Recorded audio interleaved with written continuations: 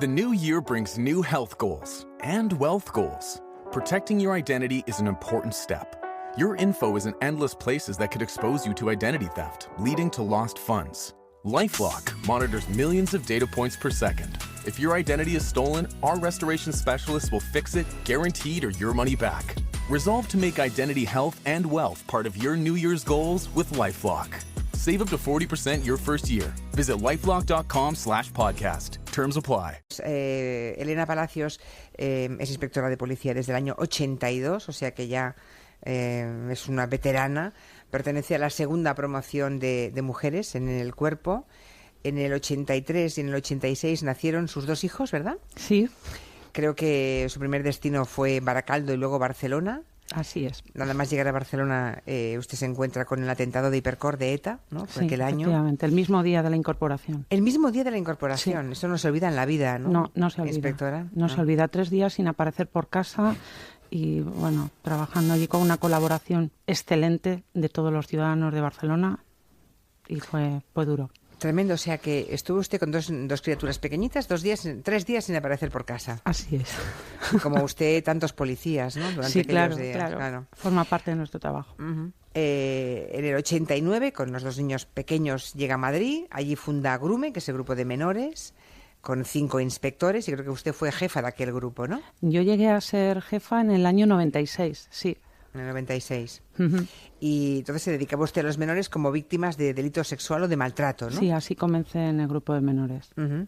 Y en el 2000 funda el SAF. ¿Eso qué es? El Servicio de Atención a la Familia, que engloba parte del trabajo que se hacía en los grupos de menores, referente a menor víctima, que era lo que yo llevaba desde su inicio, y el tratamiento a la mujer víctima también de estos tipos delictivos, fundamentalmente maltrato y delitos sexuales. Se veía que eran las mismas tipologías delictivas referidas a menores y a mujeres, uh-huh. Y entonces se consideró oportuno unificar, pues con mismos funcionarios especializados, abordar ambas cuestiones.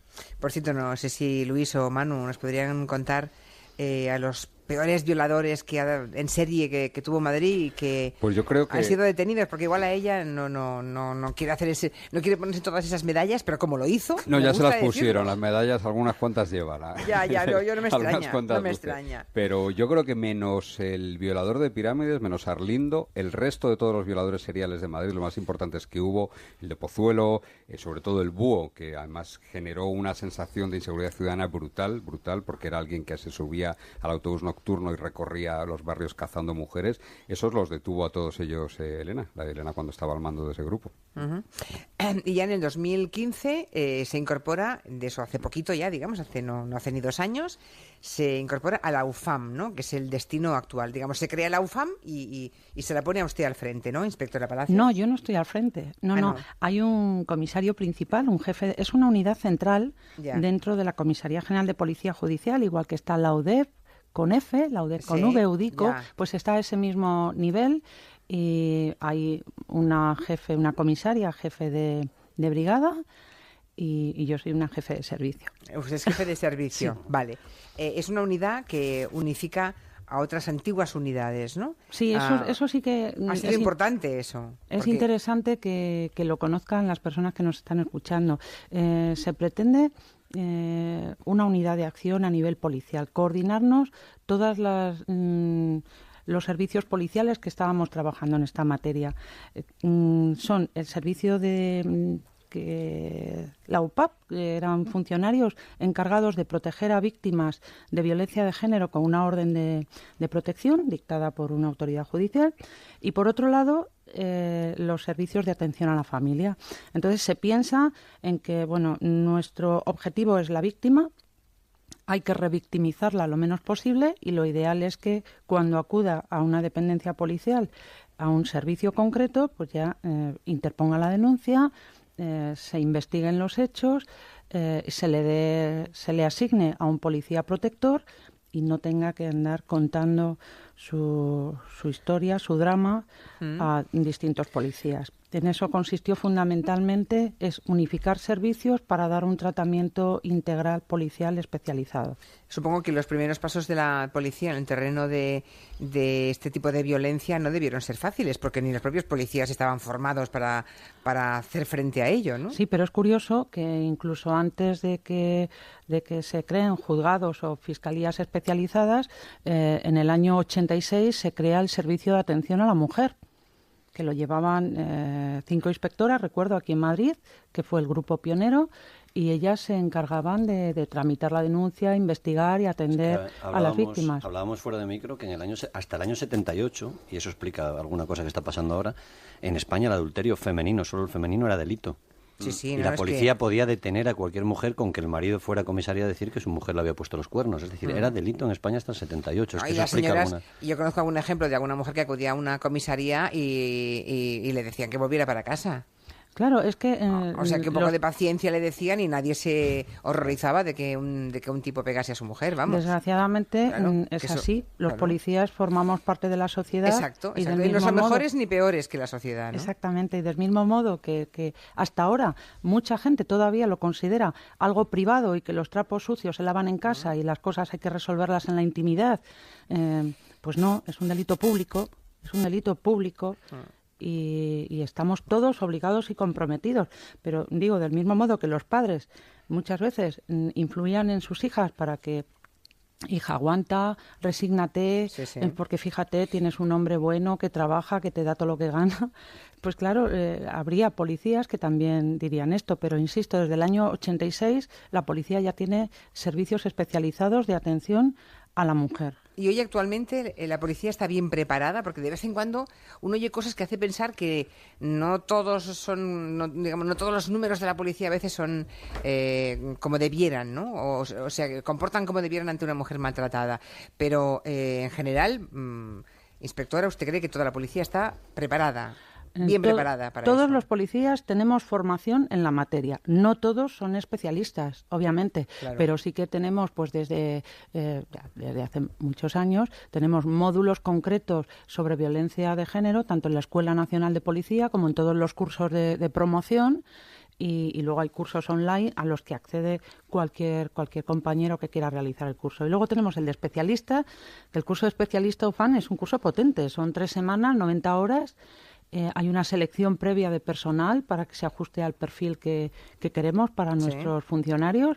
Luego hay que superar las pruebas de conocimientos y luego una prueba muy interesante que es ante otros compañeros que hacen de víctima o de agresor, se les somete a una serie de cuestiones y el resto de compañeros están para ver cómo reaccionaría en ese momento. Entonces, una vez que supera todo eso, se le da el título de especialista UFAM y puede hacer las funciones tanto de investigación como de protección a víctimas, pues en función de las necesidades que haya en la comisaría donde esté destinado.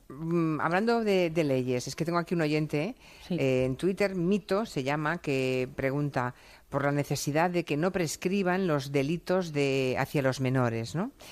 Lo estamos viendo, que es verdad que hay, pues en el tema de los romanones en Andalucía, ¿no? Y ha empezado el juicio, porque han prescrito todos y hay un movimiento para que esto no prescriba, ¿no? Porque a veces cuando se quieren dar cuenta han pasado muchos más años. Uno se hace un poco más mayor, son niños y a veces llega a los 30 o los 40 años en momento de decirlo en público. Pero en fin, la inspectora es inspectora de policía, no trabaja ni en el Ejecutivo ni en el Legislativo. No. Lo que sí puedo preguntarle a ella es si la ley actual contra la violencia machista es suficiente, tal como está redactada. Es una ley integral buena, es una buena ley y yo creo que es pionera en Europa y en el mundo. De hecho, así nos lo hacen ver los colegas y los profesionales, los expertos, pero es mejorable. Es mejorable en algunos aspectos y en otros aspectos pues creo que no se ha desarrollado lo suficiente. Por ejemplo, el tema de educación. O sea, los colegios, desde colegios y casa también, supongo, ¿no? Efectivamente. O sea, la educación y la instrucción, las dos cosas. En los 3 lugares, decíamos, de socialización antes. era la escuela, la familia y la calle, ¿no? Pues esa educación, yo creo que hay mucha ley, hay recursos, a lo mejor estamos descoordinados, pero hay recursos, pero lo que intuyo que falta es concienciación. Y a lo mejor coordinación, porque a veces la policía local, que es la que está más cerca de las posibles víctimas, sabe cosas que no llegan a la otra policía, ¿no? O sea, a veces no se detecta a tiempo algún episodio de violencia por estas carencias. No, con policía local precisamente las relaciones son óptimas. De hecho, hay un acuerdo marco del Ministerio del Interior con la Federación Española de Municipios y Provincias para el reparto de víctimas a proteger en un municipio concreto, y pues tenemos convenios ya firmados, muchos convenios con ellos, y la verdad es que se trabaja muy bien con la policía local. Con los servicios sociales, eso es quizá donde flaquea un poco, ¿no? La coordinación o la comunicación. También los servicios sociales, a ver, aquí tenemos protocolos y cada uno nos miramos el ombligo. El problema es que debemos unificarnos, y desde luego la idea que tiene Policía y que nuestro ministro de Interior ahora está impulsando muchísimo y está liderando en el Pacto de Estado es acuerdos de coordinación, y nosotros abogamos por una unidad de acción. Es decir, la víctima a las 3 de la madrugada, el día de Nochebuena, te viene con unos bebés o con una persona con una discapacidad importante, necesitada de una especial protección. Vale, pone la denuncia, nosotros la atendemos, nosotros le damos protección y sale de comisaría. Ya, ¿y qué hace, y a las 3 de la madrugada, el día de Nochebuena, ¿eso les ha pasado, ¿dónde inspectora? va? Porque hay, pues estas cosas ocurren, claro que ocurren, desgraciadamente cada vez menos, pero estas cosas ocurren. A las 3 de la madrugada o tienes un acuerdo previo en tu municipio con servicios asistenciales, casas de acogida, residencias para personas mayores o tal. Si esto no lo tienes organizado antes, pues las víctimas se te van a quedar allí hasta el día siguiente, donde el resto de servicios estén operativos. Pero pero eso es cuestión de recursos también, ¿no? Primero voluntad política y luego recursos económicos, está claro, para que esa mujer salga de comisaría una Nochebuena, ¿no? Que era un poco la imagen que ponía la inspectora Palacios, y que tenga un lugar al que acudir a las 3 de la madrugada con sus niños, es que haya recursos y un techo y algo parecido a un hogar, aunque sea compartido con más personas, una casa de acogida en el que pueda recogerse a esa familia, ¿no? Sí, afortunadamente, Policía Nacional estamos implantados en grandes ciudades y poblaciones grandes, entonces no padecemos tanto esta problemática, pero me consta que Cuerpo de Guardia Civil y supongo que algunos compañeros de las policías autónomas con competencia en la materia, pues sí les puede suceder. De todas maneras, sí que es verdad que animamos siempre todos a las mujeres a denunciar, por ejemplo, a los menores también incluso, ¿no? Sí. Pero no siempre es fácil esa denuncia. Yo es que creo que la mayor parte de las veces la mujer, o no digamos ya el menor, tiene que volver a casa y tiene miedo a perder todo después de la denuncia. Es que yo, como lo veo, quizás esté equivocada, pero por la experiencia operativa, la denuncia no es la panacea. O sea, una mujer, antes de interponer una denuncia, debe tener todos los frentes asegurados. ¿Dónde voy a ir? ¿Cómo voy a pagar el sustento de mis hijos dónde van a estar? ¿Les voy a aguantar en el mismo colegio? ¿Me tengo que cambiar de domicilio? ¿Tengo que cambiarme de vivienda? O sea, no tengo trabajo. Cuando la mujer tenga todos esos frentes asegurados y tenga información suficiente y pueda decidir y esté preparada para decidir, porque muchas veces yo digo que es incapacitante. El maltrato crónico a veces incapacita a una mujer para tomar decisiones por ella misma. Entonces, bueno, eso pretende el maltratador, ¿no? Incapacitarla, tratar como... Paralizarla, ¿no? Anularla. Sí, anularla, cosificarla, ¿verdad? Claro. Entonces, hasta que no tiene todos esos frentes cubiertos, no se decide a denunciar. Pero es muy difícil, inspectora, que una mujer tenga todos esos frentes cubiertos, Claro, ¿no? que es muy difícil. Por eso digo que les estamos animando a denunciar y realmente muchas veces carecen de información. Ahora se está hablando de la preceptiva asistencia letrada antes de la interposición de la denuncia, y también se está hablando de la preceptiva asistencia psicológica antes de la interposición de la denuncia. Puede ser interesante. Esto no siempre va a suceder así, porque desgraciadamente policía, cuando intervenimos en momentos de delito flagrante, en crisis, ¿verdad? Y entonces en ese momento... Pero a veces, inspectora, las mujeres van a un centro social a pedir ayuda. Sí. Y a lo mejor ustedes, ni la policía, ni se entera en ese momento. Bueno, si hay una buena coordinación en ese municipio, los servicios sociales contactan con nosotros, porque el hecho de venir, yo también quiero reivindicar esta postura, el hecho de venir a una comisaría no implica que nosotros no vamos a forzar a la víctima a formular denuncia. Nosotros les podemos explicar y la denuncia la puede formular, es libre de formularla o no, pero sí que es cierto que si a nosotros nos comunican un hecho constitutivo de delito, y puesto que es un delito público, nosotros sí vamos a dar cuenta, con independencia de que la víctima quiera denunciar, vamos a dar cuenta a la autoridad judicial de que esto está sucediendo y vamos a empezar a activar los protocolos de protección. Por cierto, tengo aquí una noticia. El otro día estuvo la defensora del pueblo, ¿no? Sí. Hablando de un montón de... hizo su informe anual. Sí. Y una de las cosas que dijo es que es seguro llamar al 016, que no deja rastro en la factura, que eso es evidente, pero que sí deja rastro en el terminal. Tanto los fijos como los móviles ahora tienen un listado de llamadas, ¿no? Claro, pero eso salientes. Ahí hay que decirle técnicamente, a las mujeres, claro, que ellas manualmente tienen que borrar esa... Efectivamente. ¿Vale?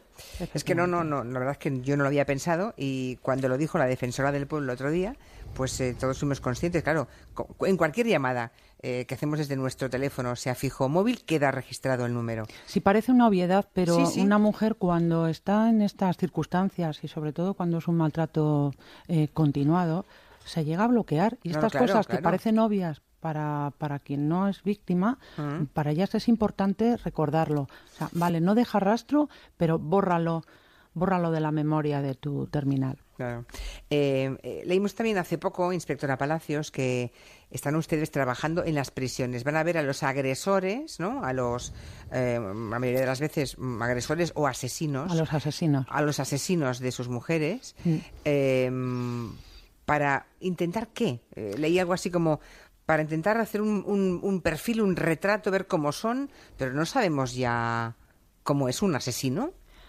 Pues no lo sabemos. No lo sabemos. Mire, le explico. Un asesino de este tipo, Claro. que juega con su fuerza física y que es capaz de matar a la madre de sus hijos, incluso a los hijos. Sí, ahí se ha creado un equipo nacional para trabajar estos casos de revisión de casos de feminicidios. Bien, entonces hay miembros de Policía Nacional y hay miembros de Guardia Civil que se desplazan con las autorizaciones de la autoridad judicial, valga la redundancia, a las prisiones donde están cumpliendo condena y están ahí pues intentando buscar unas características comunes o un perfil del homicida. Yeah. Sí, para detectar un poco ese perfil y evitarlo, ¿no? Sí, para hacer políticas preventivas. Yo recuerdo que estuve en una cárcel en Lugo con dos de esos asesinos, y fueron tipos muy correctos conmigo, pero luego les molestó muchísimo porque en el titular que puse en el reportaje les llamé verdugos. Y ellos decían que no eran verdugos, habían matado a sus mujeres, ¿eh? Y no se Y consideraban a lo mejor verdugos. también le molestaba que le llamaran asesinos. Seguro que sí. Ya, seguro que pues... sí. Claro, lo cual quiere decir que no pisan en la realidad, o sea... Bueno, estoy viendo algún tuit de alguna oyente que dice, entonces, ¿qué hacemos, inspectora? ¿Qué nos está diciendo? ¿Que nos solucionemos la vida y ya si seguimos vivas denunciamos después? Estoy leyendo mensajes de oyentes que claramente por lo que están escribiendo son víctimas de maltrato. No, yo creo que no es eso. Lo que ha dicho es lo que está pasando también. Hay algún grupo político que lo está reclamando, que no haga falta, por ejemplo, una denuncia para ingresar en una casa de acogida, que ahora es un requisito imprescindible. Es decir, que tú puedas ir a una casa de acogida sin haber puesto la denuncia. Es decir, primero la salida, digamos, la puerta. Y luego la denuncia. Eso lo están pidiendo varios grupos en el Congreso. Porque hasta eso ahora no se puede hacer. No. Para tú tener plaza en una casa de acogida tienes que tener la denuncia. Sí, entonces debe tener digamos, el certificado de que es víctima de violencia de género para acogerse con lo cual, toda la ley integral, todos los recursos. Claro, todo eso retrasa la salida de la mujer de la casa donde está viviendo con su verdugo. Y todo eso burocratiza toda esa historia, ¿no? También. Entonces, a nosotros, es complicado. Si me permites, hay una cosa que nos preocupa mucho y son las víctimas invisibles. Nos preocupa mucho porque nos gustaría llegar a ellas, Nos gustaría llegar a ellas y lo estamos trabajando a través del tercer sector, de ONGs, casas de acogida, no necesariamente de mujeres víctimas, centros de día. Tenemos que llegar a esa población, a las personas con discapacidad. Nos preocupa las mujeres extranjeras en situación irregular que temen que el hecho de ir a una comisaría a denunciar que son víctimas de violencia de género, pues a lo mejor vamos a proceder a su expulsión. No tienen derecho, por el hecho de ser extranjera y víctima de un delito en el ámbito de la violencia de género, tienen una serie de derechos que no les vamos a expulsar. Si tuviera que hablarnos de un momento en el que sintió profesionalmente en toda su trayectoria, inspectora Palacios, mayor satisfacción, ¿cuál sería? Sé que una vez en un curso se encontró usted con una sorpresa muy agradable, ¿no? Sí, la verdad es que me ruboricé, pero me llenó. Yo creo que es la mejor condecoración que puedes recibir, es el reconocimiento de una víctima que te identifica a ella. Yo no la identifiqué porque estaba guapísima, no tenía nada que ver con aquella mujer destrozada que vi. Ahora entonces era abogada, pero está en una asociación de mujeres víctimas de violencia de género, luchando y empoderando a estas víctimas. Y sí, eran un curso y me identificó. Yo a priori no sabía quién era, pero fue muy valiente, relató toda su historia. Y la verdad es que el que creo que se acercó una víctima, creo que se acercó y te dijo: Elena, que le había me salvaste la vida, ¿no? Sí. La verdad es que es muy gratificante. Ese es el mayor honor que puede recibir un policía. Y luego pues ha habido otros momentos durísimos, sobre todo detenciones de violadores en serie, ¿no? Eso ha sido durísimo también. Sí, más que, la detención del violador es muy satisfactoria. Ya. Lo duro ha sido escuchar los relatos de las víctimas, escuchar a las víctimas que en muchas ocasiones les cuesta ir al juicio, porque no quieren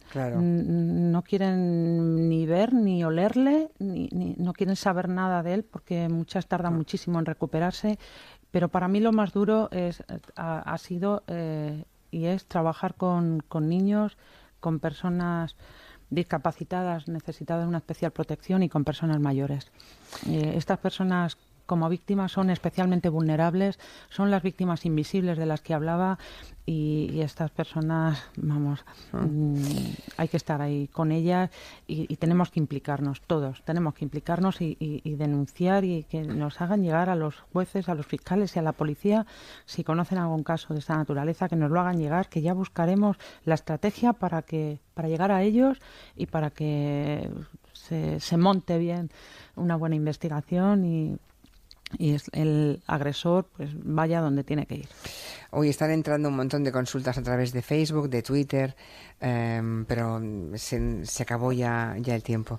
Además hay casos muy concretos. Yo creo que hemos dado un poco de directrices generales. Hemos conocido a la inspectora Elena Palacios. Agradecemos el tiempo que nos ha dedicado. Muy amable. Y bueno, ojalá lo hagamos todos lo suficientemente bien y que la educación sea lo más importante, ¿no? Yo creo que sí, que lo importante es que todos interioricemos que es un delito público, que estamos obligados. Si queremos acabar con ello, tenemos que comprometernos todos. No pueden quedar estas noticias en los cajones de determinados profesionales. Todo esto nos tenemos que poner de acuerdo y luchar juntos con la víctima.